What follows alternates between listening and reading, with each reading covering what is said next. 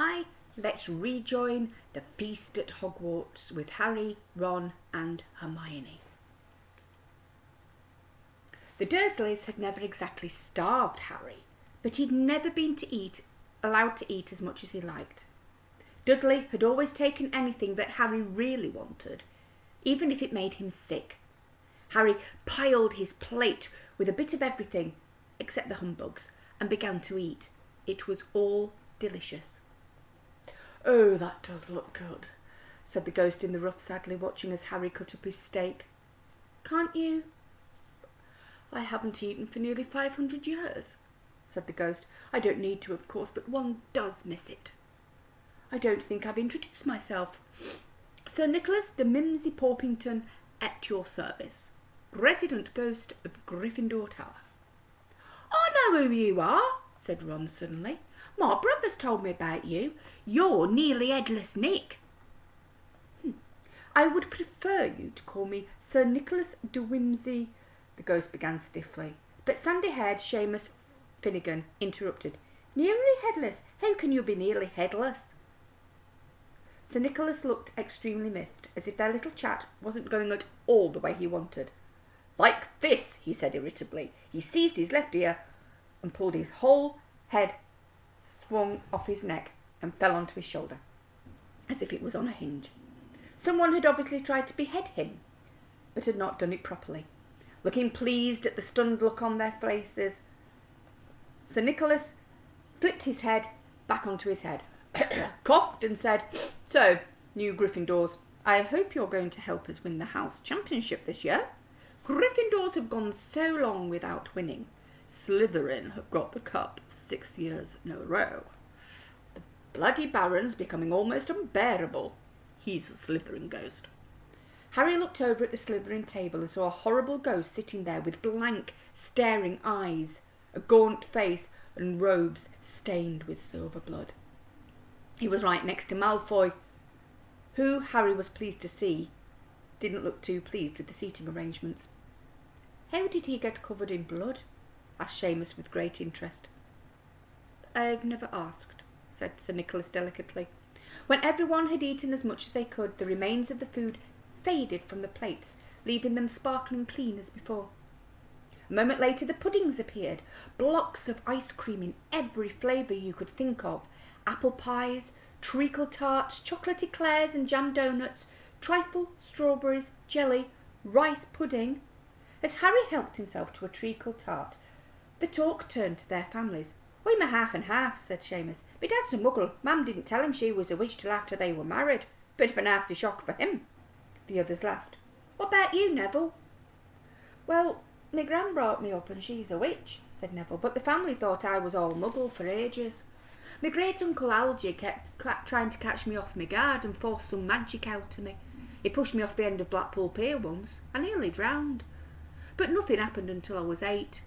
Great-uncle Algy came round for tea and he was hanging me out of an upstairs window by the ankles when my great-auntie Enid offered him a meringue and he accidentally let go, but I bounced all the way down the garden and into the road.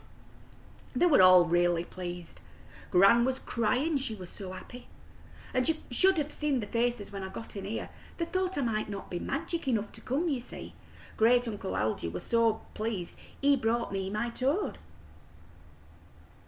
On Harry's other side, Percy Weasley and Hermione were talking about lessons. "I do hope they start straight away. There's so much to learn. I'm particularly interested in transfiguration, you know, turning something into something else. Of course, it's supposed to be very difficult." "You'll be starting small, just matches into needles, that sort of thing." Harry, who was starting to feel warm and sleepy, looked up at the high table again. Hagrid was drinking deeply from his goblet. Professor McGonagall was talking to Professor Dumbledore. Professor Quirrell, in his absurd turban, was talking to a teacher with greasy black hair, a hooked nose and sallow skin. It all happened very suddenly.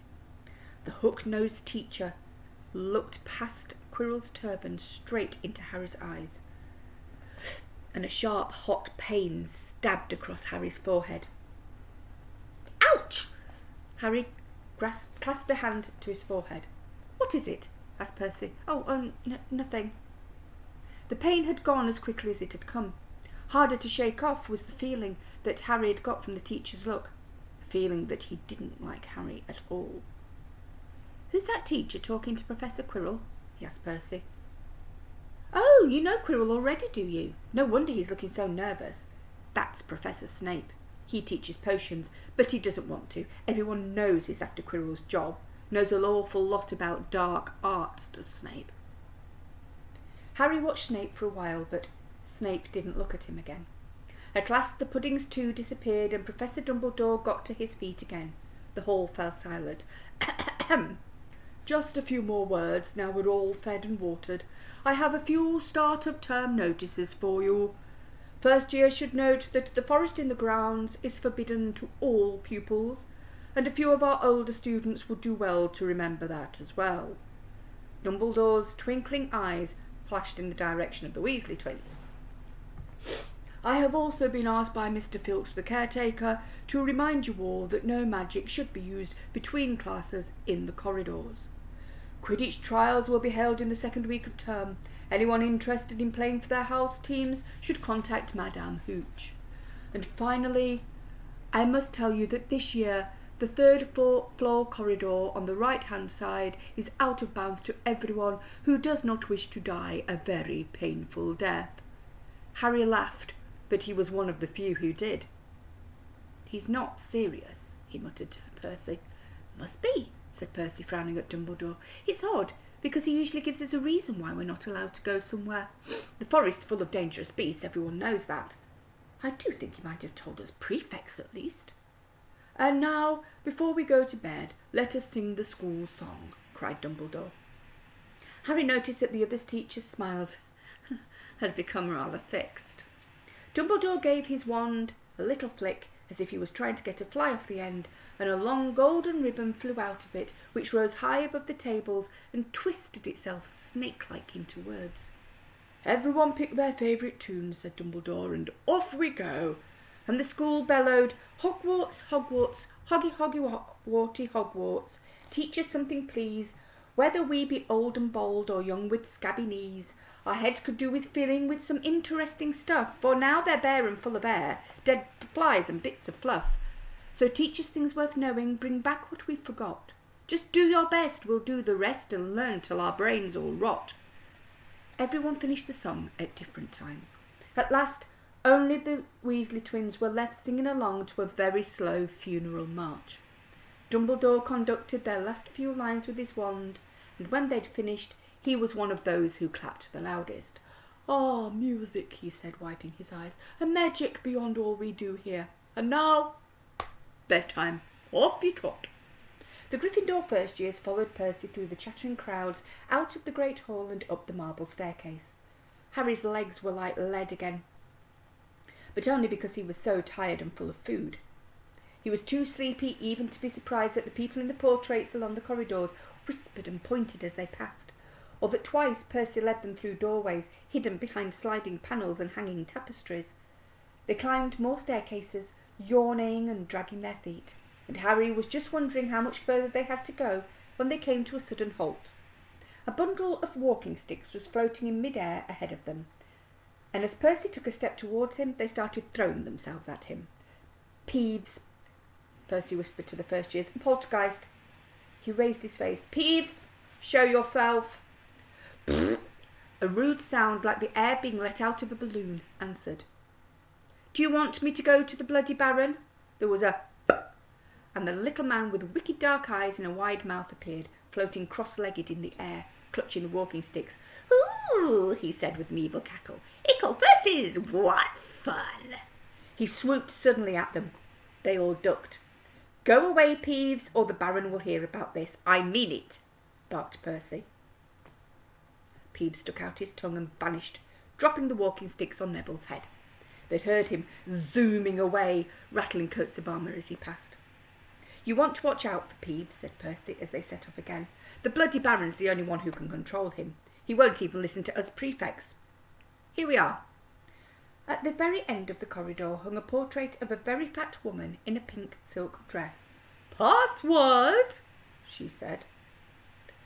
"Caput Draconis," said Percy, and the portrait swung forward, to reveal a round hole in the wall. They all scrambled through it. Neville needed a leg up, and found themselves in the Gryffindor common room, a cosy round room full of squashy armchairs. Percy directed the girls through one door to their dormitory and the boys through another. At the top of a spiral staircase, they were obviously in one of the towers, they found their beds at last, 5 four-posters hung with deep red velvet curtains. Their trunks had already been brought up. Too tired to talk much, they pulled on their pyjamas and fell into bed. "Great food, isn't it?" Ron muttered to Harry through the hangings. "Get off, Scabbers! He's chewing me sheets." Harry was going to ask Ron if he'd had any of the treacle tart, but he fell asleep almost at once. Perhaps Harry had eaten a bit too much, because he had a very strange dream. He was wearing Professor Quirrell's turban, which kept talking to him, telling him he must transfer to Slytherin at once, because it was his destiny. Harry told the turban he didn't want to be in Slytherin. It got heavier and heavier. He tried to pull it off, but it tightened painfully. And there was Malfoy laughing at him as he struggled with it. Then Malfoy turned into the hook-nosed teacher, Snape, whose laugh became high and cold. There was a burst of green light, and Harry awoke, sweating and shaking. He rolled over and fell asleep again, and when he woke the next day, he didn't remember the dream at all. So the next time is the Potions Master, so they meet Snape.